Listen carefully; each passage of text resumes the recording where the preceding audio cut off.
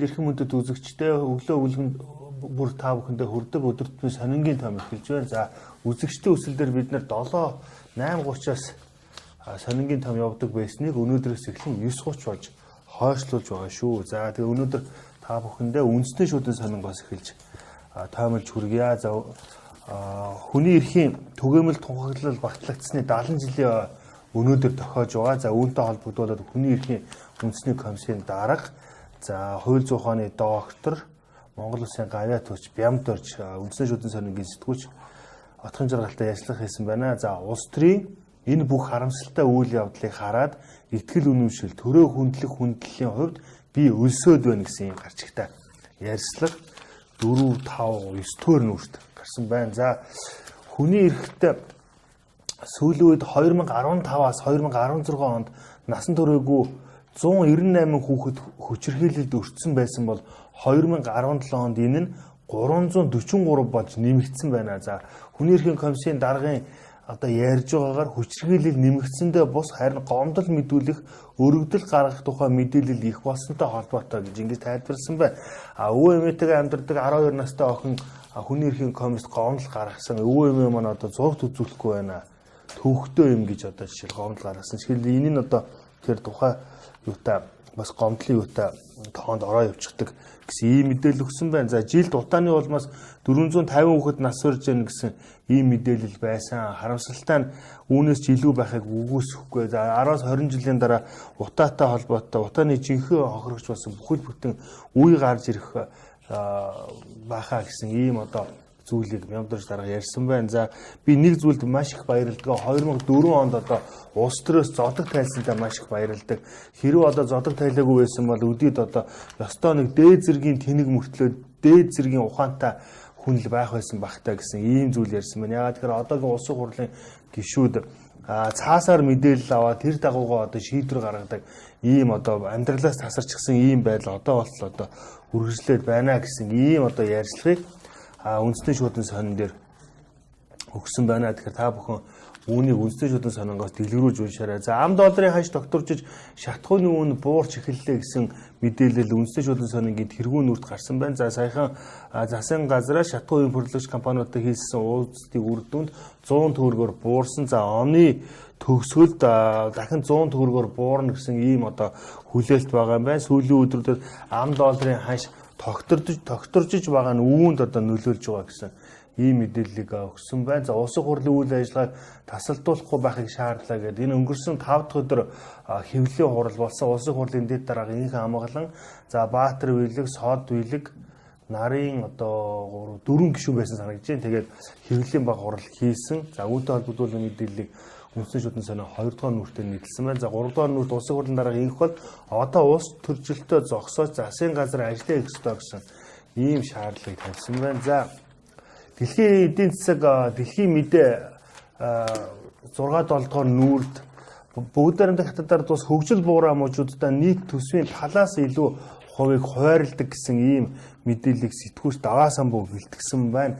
За яг хажуу талд нь Путиний ядууралтай хийж буй тэмцэл гэсэн ийм бас мэдээлэл гарсан байна. За хоёр хөршийн маань удирдагч нар бол одоо энэ ядууралтай тэмцэх ажлыг бол нэлээд эрчимтэй явуулж байгаа тухай та бүхэн үндэсний шүдэн сонингоос харж болно. За иргэд тарваг агнахыг хоригдсан гэдгийг мэддэгч бодит амьдрал дээр мөрддөггүй гэсэн энэ Монголын ан агнуурын холбоо байгаль орчин аял жуулчлалын яам ан агнуурын бүс хариуцдаг компаниуд тэргүүтээ анх дугаар чуулган сайхан зохион байгуулсан байна. Түүнтэй холбоотой мэдээллийг үндэсний шүдэн сонин өргөсөн байна. За дараа нь та бүхэндээ өнөөдөр сонингоос тоомж хүргэе. За өнөөдөр сонингийн тэргүүн нүрт Ардсан намын ерөнхий сайд атсан Ардсан намын одоо саяхан дэд даргаар сонгогдсон амар жаргалтай хийсэн ярьцлага байна. Амар жаргал нь 2 удаа Ардсан намаас хөөгдсөн. Одоо 2 удаа хөөгдөд 2 удаа буцаж ирэхдээ хоёулын дээр нь намын одоо дэд дарга болж байгаа. Ийм одоо сонин зүй тогтолтой. Тэгээ сая өнгөрсөн 7 хоногт одоо түүнийг одоо намдаа буцааж авчирч намын дэд дарга болгосон. Тэгээ юунтай холбогдуулаад тэрээр тоглоом шоглоом болоод хэлэхэд би намаас хөөгдөд буцаж ирэхдээ дэд дарга болдог уламжлалт тогтож байна гэсэн ийм одоо зүйлийг сэтгүүлч уянгад ярьсан байна. 2 удаа ийм зүйл боллоо гэсэн байна. За 2004 онд болохоор бие дааж нэр дэвшсэн. Саяхан 3-4 жилийн өмнө болохоор үндэсний хорооноосоо намын ажилд оролцдог татвар хураамжаа цаг хугацаанд нь төлдөг гэсэн шалтгаанаар бас хөөгдөж байсан. За тэгээд яагаад та буцаж ирсэн бэ гэдгсэн чинь би бол Эрдэнэ гэдэг хүн одоо санал тавьснаар буцаж ирээсээ ирээгүй маа. Ардсан нам бол одоо нэлээд тийм одоо сайн институт, тэгээд институтээ харж одоо ирсэн. Тэгээд энэ одоо дарга нь одоо дорж өнөө дондог өнөө хамаагүй гэсэн ийм одоо зүйлийг ярьсан байлээ. За тэгээд улс төрд өрнөж байгаа үйл явц Бацаандангийн одоо намаас хөөсөн тухай асуултанд энэ бол одоо өрнөж байгаа улс төрийн үйл явц нэг их гайхаж цочирдоод байх зүйл байхгүй. Иймэрхүү зүйл өмнө нь бишгүй л болж байсан. Хоорондоо хэр зэрэг ойлголцож, ярилцаж, асуудлаа багталж чадсны илэрлэг гихчлээ. Ингэж одоо ярьсан байна. За өнөөдөр сонингийн тэргүүн нүрт шинжлэлийн шуурганд шинээрээ хаягдаж буй сурах ичгүүд гэсэн нийтлэлийг сэтгүүлч Батундрах бичсэн мэлээ. Энэ маш сонирхолтой, маш анхаарал татсан, одоо маш одоо эмгэнэлтэй гэж хэлж болохоор ийм одоо нийтлэл байлаа. За сурах ичгүүд жил болгон шинжлэгдэж байгаа юм байна. Нийслэлийн өмчийн харилцааны газрын татан төвлөрүүлэх төвийн Няруу баяр сайхны мэдээснээр 2016-аас 2017 онд сургуулиудаас татсан сурах хүчүүдийг борлуулж чадаагүй, иймээс энэ жил ном худалдаж аваагүй, багтаах шингээх зайгүй болсон. Хариуцсан яамн зөвшөөрсөн ашиглахгүй болсон номуудаа сургуулиуд өөрсдөө устгах визээ гэсэн ийм тайлбар өгсөн байна. Сургуулиуд нь болохоор нийслэлийн өмчийн харилцааны газар нэгдсэн журмаар устгах ёстой гэсэн ингээд ийм чиглэл өгсөн учраас бид нар одоо устгах чадахгүй байна гэсэн ийм зүйл яриад байгаа юм байна. За одоогоор жилд дунджаар 30-аас 40 тонн ном сурах бичиг хаягдж байгаа юм байна. Сурах бичгийн бизнес хэрээс хэтэрч байгааг үүнээс харж болно. Бодит байдлыг хажуунаас нь харж суухад надад үнэхээр харамсалтай санагддаг гэж энэ нийслэлийн өмчийн харилцааны газрын Няруу баяр сайхан хэлсэн байна. 2014 оноос эхлээд сурах бичгүүдийг хэдэн 10 тонноор нь хаях болсон. Хууцыг нь чиргүүлээгөө цоошин баглаа бодлыг нь хөндөөгөө ном хэдэн саяараа байна гэсэн ийм зүйл ярьсан. Өмнө нь хуучирж урагдсныг нь түүхийн хэд болгодог байсан бол одоо ерөөсөө нойлын цаас үйлдвэрлэдэг компаниуд маш их одоо ажиллагаа ихтэй гээд ерөөсөө энэ сурах хүчүүдийг авахаа болчихсон юм байна. Үүнээс болоод одоо ерөөсөө энэ тус газарт 70 орчим тонн сурах хүчийг хаягдалцаас болоод ингээд хаягдаад юу хаваалгаастай хураалгатай байгаа маань 2013 онд 1 тонн сурах хүчийг 100 мянган төгрөгөөр 2014 онд 70, 2015 онд 50, 2 жилийн өмнө 25 мянган төгрөгөөр борлуулдаг байсан гэж. Одоо үнэгүй авах газар ч ерөөсөө олдохгүй болцоод байгаа маань. За 24-р сургуулийн номын санч хотгон сүрэнгийн мэдээлж байгаагаар одоо хэрэглэнээс гарсан 20 гаруй мянган сурах бичиг байна. 1-р ангийнхан жил бүр шинжлэгддэг. Сүүлийн 4 жил 6-аас 9-р ангийнхны бүх ном шинжлэгдсэн гэсэн ийм зүйл ярьсан байна. За өмнөх онуудад хэвснийг нь тэр чигт нь хуулчихсан ийм одоо хариуцлагагүй зүйл хүртэл байдаг юм байна. Багш нар хүртэл энэ талаараа ярьдаг. За жишээлбэл энэ жил шинээр хэвлэгдсэн 1-р ангийн иргэний боловсрол гэдэг ном 2011 оныхтой бүр яг адилхан хавцсны зураг, доторх агуулга, дасгал ажлууд гээд цэг таслалгүй хүртэл адилхан тэг хуулсан ийм ном байдаг юм байна. Ерөнхий боловсролын сургуулиудаас жил бүр 20 мянган ширхэг ном сурах бичиг хаягдж байгааг нийслэлийн өмчийн харилцааны газрынхан мэдээлсэн. За үүнийг бол одоо тооцож үтсэн юм байна. Тэгэхэд бол нэг жилдээ 26.4 тэрбум төгрөг ийм сурах бичиг болж ингэ цаасан маягаар хаягдж байгаа юм байна. Энэ жил 10 ном худалдаж авлаа гэхэд дараа жил нь буцаагаад зарж чаддаггүй олонх нь ашиглахаа болсон. Чэнжүүд цөөн хэдийг нь 1000-аас 1500 төгрөгөөр авбал их юм байдгаа гэсэн.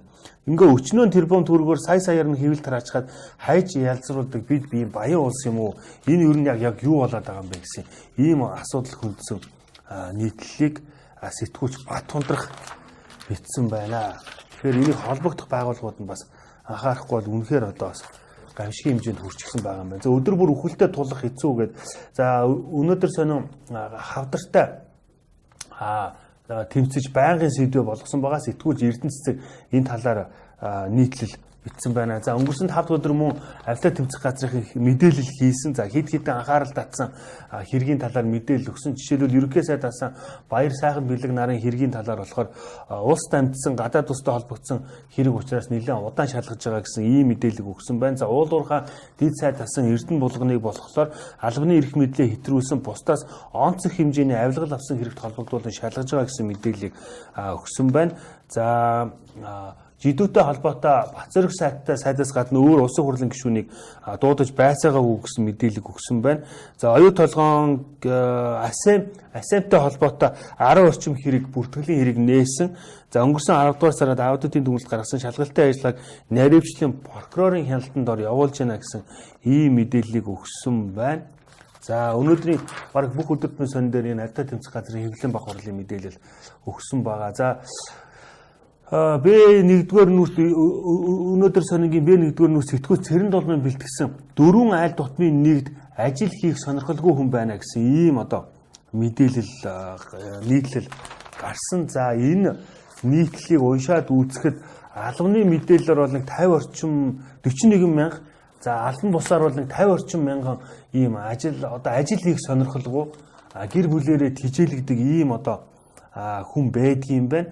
За нийслэл хотод 21 мянган өрх байдагаас өнгөрсөн оны байдлаар бүртгэлтэй ажилгүйчдээс гадна 50 мянга гаруй ажилгүй хүн байна гэсэн ийм мэдээлэл байдаг юм. Энэ 50 мянга гаруй энэ хүн нь болохоор зэрэг ерөөсөө ажил хийх дургу эсвэл дарга удирдах төвшний ажил эрхэлж өндөр цалин авах сонирхолтой ийм хүмүүс байдаг юм. Нэг зарим нь болохоор юу яадаг өнөөсөө болоод архинд орчихсон ийм байдаг гэсэн ийм мэдээллийг өгсөн байна. За өнөөдөр сонингийн сэтгүүлч Инхбат Монгол базаалтын захирал ариун болттой ярьцлага хийсэн байна. За энэ ярьцлагыг уншихад бол ер нь бол хоёр хөршөөс гадна Япон солонгос руу энэ энэ базаалта бүтээгдэхүүнээ экспортод гаргах ийм холын зорилготой байгаа юм байна. Саяхан 2.4 тэрбум төгрөгийг IPO хийж гаргаж авсан 25 жилийн хөгжлийн дүр зураг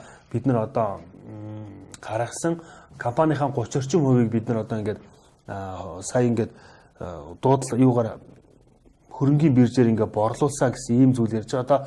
Одоо тулгамдаад байгаа гол асуудал нь тасралтгүй яаж нийлүүлэх вэ гэсэн ийм зүйл тулгараад байгаа юм байна. Үүний тулд үйлдвэр чулууны уурхай хүчин чадлаа нэмэх, хүмүүсээ сургах ийм шаардлага тулгарч байна гэсэн ийм ярьцлагыг Монгол базаалтын ариун бол өнөөдөр сонд өгсөн байна. За дараа нь та бүхэндээ өдрийн сонингоос тоймож хүргэе. Монголын хуульчдын ноён оргилуудын нэг активч наран гэрлийн сэтгүүлч Хүрлбаатар танаа дөнжи булангаар ярилцсан байна. За Батцуур гүний үр сад буюу алтан уургийн удам наран гэрэл гэсэн ийм дид гарчигтай аав содон сүргэн 18 наснда Улаанбаатар хотын шүүхийн орлогч дарга болж байсан гэсэн. Тэгээ ингээ аавынхаа заасан замаар хуульч болсон. Тэгээ улсын хурлын гишүүн болж эрүүгийн хууль бүхэлдэн шинжилсэн гэсэн. Ийм ярьцлага 1.12 13 дугаар нүрт гарсан байна. За Монголын алт компани буюу МАК компани үүсгэн байгуулагч Нямтайширтай онлайнаар ярьцлага хийсэн байна. За гадаадад байгаа юм байна. Сэтгүүлч Туя, оюун туя, эрдэнэ туя, юу л энэ Туя ярьцлага хийсэн байна. За ерөнхий сайдын хэлсэн үгтэй холбоотой одоогоор манай дээр бол ямар нэгэн хяналт шалгалт хавцсан боосон зүйл бол байхгүй. Харин зүгээр санхүүжилтийн асуудлаар хөөцөлдөж байгаа санхүүжилтийн асуудлаар хөрөнгө оруулагч нар маань нэмэлт асуулга тодруулга эрүүлчихэд байна гэсэн ийм зүйл ярьсан байна. За 18 жилийн турш энэ цагаан суургын орд дээр ажиллаж байгаа. За энэ төслийн үр шимийн 57-аас 60%-ийг нь төрөөр дамжуулж ард түмэн хүртнэ гэсэн ийм зүйл ярьсан байна. За төрийн өмчийг өөрийн өмч мэт захиран зарцуулдаг, ард түмний нэрийг барьсан цөөн хідэн ус төрчдийн явцуу санаархлыг цагаан суург руу оруулахгүй гэж ир шийдэмгээр мэдгдсэн байна. Цаа хүүгийнхаа ерөнхий сайдтай хийсэн юун дээр хүүгээ ер нь зэмлж бодож гинүү, буруугаар бодож гинүү гэхэд бол би ерөөсөө хүүгийнхаа үйл хэлсэн үгийг бол бүрэн дэмжиж байгаа гэсэн ийм зүйлийг ярьсан байна. За улсын хурлын гишүүн Тэрвиш даваг алтны татварыг дор хаяж 5% болох хэрэгтэй гэсэн ярьцлагыг сэтгүүлч ариун цэцтэй хийсэн байна. Сүүлийн үед сайдад нэр дуулдаж байгаа. За өдрийн сонингийн 3 дугаар нүүт сэтгүүлч гант тулахын Монгол ардын нам онцгой хурлаа зарлан хуралдуулах хэрэгтэй болж байгаа гэсэн ийм ярьцлага гарсан байна. За өнөө өсөлтөнд туйлдсан Баруун аймгийнхан үйлдвэр барихыг шаардаж эхэллээ гэдэг. Баруун аймагт цементийн үйлдвэр байхгүй байгаа. Үүнтэй холбогдуулаад барилга байгууламж барих өртөг тодорхой хэмжээгээр нэмэгддэг ийм одоо болчиход байгаа. За улсын хурлын дарга инх бод 60 тэрбумын гих хэрэгээр төрийн байгуулалтын байнгын орооны дарга эх 7 хоногт хилцүүлгээ хий гэсэн ийм одоо мэдээлэл өгсөн байна. За өдрийн сонин шилдэг сонингоор шалгарлаа гэдэг. Өчигдөр Монголын сэтгүүлчдийн нэгдсэн хэвлэлийн ган үзэг 2018 ёслогын ажиллагаа болсон. За сонины шилдэг сэтгүүлчээр өдрийн сонингийн сэтгүүлч инх болд мэдээллийн сайтын шилдэг сэтгүүлчээр News Press цэгийн сайтын сэтгүүлч Сэдэв Сүрэн, радиогийн шилдэг сэтгүүлчээр гэр бүлийн радиогийн сэтгүүлч Амар Санаа, телевизийн шилдэг сэтгүүлчээр TV5 телевизийн сэтгүүлч Бадам Лянха, гэрэл зургийн шилдэг сэтгүүлчээр өнөөдөр сонингийн гэрэл зураг харцаг нар тодорсон байна. За шилдэг мэдээллийн сайтаар Icon цэгийн шилдэг сэтгүүлээр үндэсний тойм сэтгүүл, шилдэг радиогоор P3 110.9, шилдэг сонингоор өдрийн сонин, шилдэг телевизээр Монголын үндэсний олон нийтийн телевиз, ерөнхийлөгчийн нэрийн шагналыг үндэсний олон нийтийн сэтгүүлч Ёлк нар хүртсэн байна. Тэгэхээр шилдэг болсон одоо үзэг нэгт найз нөхөд хамтран одоо ажилдаг түншүүд тэгээд хэл мэдээллийн байгууллагында шилдэг болсонд нь баяр хүргье. За иргэдийн цахим хаягийг хакердаж бүлэг этгээдүүдийг илрүүлсэн байна. За 14-аас 18 насны 5 этгээд за утасны дугаар ашиглаж хакердсан юм байна. 9911, 9910, 9919, 8811 зэрэг үүрэн холбооны дугаар эзэмшдэг иргэдийн Facebook хаягийг олоод нэвтрэх нэр нууц үгийг нь утасны дугаараар нь тааруулан хакердаж нэвтэрсэн. Тухайн хүний харилцаж байсан мессеж чатыг уншаад мөнгө зөөлөх боломжтой найз нөхөд хамаатан садангуур дөрөв одоо мөнгө зөөлөх гуйх зэрэг мессежүүд ингэж явуулаад тэгээд мөнгийг авдаг. Тэгээд мөнгийг авахдаа хүмүүсийн данс ашигладаг. Ахаа ихчээ хөдөө гадаанаас мөнгө ирчихлээ яаралтай мөнгө авах гээд болохгүй байна гэд гудамж талбайд явж байгаа хүмүүсийн дансаар мөнгө авах байдлаар ингэж явсараад одоогоор 13 иргэнээс нийт 70 сая төгрөгийн хохирол учруулад байгаа. Хоёр нь дунд сургуулийн сурагч байгаа ийм одоо хэргийг цагдаагийн байгууллага өндөр ур чадвараар илрүүлсэн байна. За арлын оронд ардын дипломатчийн алав хашсан Батбаяр гээд сэтгүүлч ган чимэг Хөгшүүзэн Батбаяртай ярьцлага хийсэн байна. За Монголын Сумаг бүхэн холбооны 25 жилийн энэ одоо өдрүүдэд тохиож байгаа. За ерөнхийдөө бол одоо өмнөх түүхүүдийг бид нар нэлээд сайн мэднэ. Сүүлийн үед одоо улсын хурлын гишүүнээс буусны дараагаас юу хийж байгаа талаар бол хүмүүс нь төдийлөн бас мэдээлэлгүй байгаа. За 1999 оноос эхлээд барилга барьж эхэлсэн. Дунд нэг хэсэг завсарлаад сүүлийн 5 жил нь улсын зан өөрийн найз одоо Бацрагтайгаа хамтан хөрш цаан гэдэг одоо барилгын компани байгуулад ажиллаж байгаа юм байна. За өөрийнх нь ярьж байгаагаар бол энэ жил одоо манайх бол хамгийн их барилга барьсан компани. Бид нар 1 сая метр квадрат барилга барина гэж төлөвлөгөө одоо тавиад байгаагаас одоогийн байдлаар 750 мянган метр квадрат барилга 2-3 хотхоныг босгоод байна гэсэн ийм мэдээллийг өгсөн байна. Дандаа яармаг нисгтэр барилга барьдгийм байна. Одоо 2500 хүний ажилчинтай. За Сакура гэж дунд сургууль саяхан нээлттэй хийсэн. Өмнө нь энд хувь эзэмшиж явж байгаад тэгээд юу авсан? Бүрэн худалдаж авсан. Одоо 2400 хүүхдийн багтаамжтай цэцэрлэг болгож ажилуулж байгаа гэсэн ийм юм байгаа. За гэр бүлийн хүн буюу Монгол Улсын гавьяа жүжигчин Баясгалан нэг цэцэрлэг сургууль барьсан гэсэн ийм зүйл байгаа. Энэ нь болохоор одоо танаа эхнэрийн хоббигоор хийж байгаа ийм төслөө гэсэн. Тийм ээ хүүхдээ цэцэрлэгт орох насанд нь хөрөнгүүд цэцэрлэг бариад сургуульд орох насанд нь хүүхдээ сургууль барьсан гэсэн шүүмжлэлийг дуулсан гэсэн ийм одоо зүйл ярьсан байна. Тэгэхээр та бүхэн 15 дугаар нүрээс энэ талаар унших, үзэх боломжтой. Өмнөд Монголд хангааг хазгаалах хүчтэй алгаа гэсэн ийм нийтлэл арга зүйн өртөө. За төгсгөлтөнд та бүхэндээ 100-ны мэдээ сонингоос тоомлж хүргэе. За математикч хүүгийн эмч болсон түүх гэдэг энэ Монгол Ардын намын ерөнхий нарийн бичгийн дарга байсан сүүлд Орос улбаны улс элчин сайд байсан идэвхтний төрсөн дүү итгэлгээд эмчийн амьдралын тойрог болонд урьж ярьцлага хийсэн байна лээ. За энэ ярьцлагыг удахгүй манайх бас лайв ТV цэгийн сайт дээр тавина. Тэгэхээр та бүхэн энэ математикч хүүгийн эмч болсон итгэлийн тухай хүн өөрийнхөө амьдралыг өөрөө босгодгоо. Тэгээд амьдралын ухаанд зөв суралцах нь юунаас чухал? Олсныхаа хэрээр шунахаас илүүтэй олонтойгоо явах нь чухал хэмээн байнга сануулах хань минь миний насны өмг түшиг гэж одоо итгэл хэмжээ гэргээ ярьсан тухай. За 2000 оны 8 дугаар сард анх имлэгээ бидгээд имлэгээ нээж байсан юм байна. Тэгээд тэр тухайга ярьсан байна лээ. За дараа нь та бүхэндээ энэ хүний эрхийн түгээмэл тухаглалын 70 жилийн зориулаад энэ өдрийн сонин дээр маш олон оюун чимэг гээд хүний эрхийн комиссийн гишүүний ярьцлага гарсан байлаа. За мөн хүний эрхийн комиссийн гишүүн Гавьяат хууч Ганбаярын бас ярьцлага гарсан байна. Нэлээд олон цуврал ярьцлагууд гарсан байлаа. За төгсгөлд нь та бүхэндээ лидершип форум болонд Шилхүү академийн хэл зохиолын хүрээлэнгийн эрдэмчлэгээний салбарын ажилтан боролцоо Дашдондгийн одоо хүүхдийн зохиолч Дашдондгийн одоо хүү оролцоотой хийсэн ярьцлага. За нийгмийн сүлжээнд монгол хэлийг эвдэх хандлага дамгаалж байна гэсэн ийм ярьцлага байна. За цахим хэрэглээ монголчуудын донд нэлээд өндөр байгаа.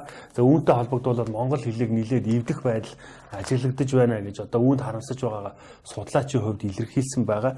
За монгол хэлээр нэрлэж болохоор зүйлийг гадаадаар бичиж байгаа нь одоо байгааг одоо зөвтгмөөргүй байна гэсэн ийм зүйл байна. За дан өөрийн үгнээс бүрдсэн цэвэр хэл гэж юу н хаач байдгүй. Тодорхой хэмжээгээр харь үгээр монгол хэл баяжиж байгаа нь хэвийн зүйл.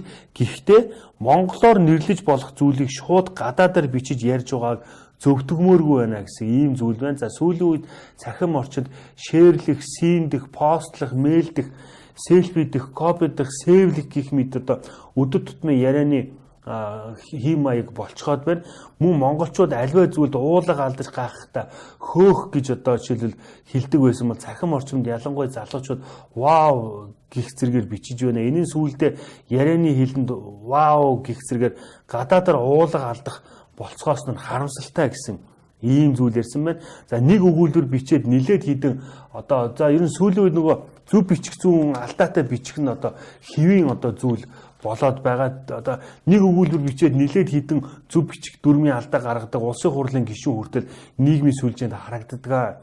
Бусдад бүх талаар үлгэр болох ёстой хүн их хэлний боловсролын хувьд ийм одоо тааруу байгаа нь гайхмаар зүйл юм да гэсэн ийм зүйл байна. За баасан хүн гишүүн бол энэ дээр бол нилээн юу яадаг ийм алдаа нилээн ажиглагддаг. За тэр ч бүвэл одоо худалдаа аж үйлдвэрийн танхимын дарга байсан тэмбэрл хүртэл кириллээр огт ерөөсө бичиж чаддаггүй. Тэгээ сүүлдээ бүр латинаар одоо бичдэг ийм болчихсон байгаа. За ингээд та бүхэндээ өдрийн тутмын сонингийн тоймыг хүргэлээ. Тэгээ маргаашнаас эхлээд та бүхэн өдөр тутмын сонингийн тойвоо өглөө болгон 9:30-аас хүлээж авч үзэж байгаараа. Ингээд та бүхэн лайв ТV цэгийн сайтаа хамт байгаараа, лайв телевизтэй хамт байгаараа. Өдрийг сайхан өнгөрүүлээрэй. Баяр таа.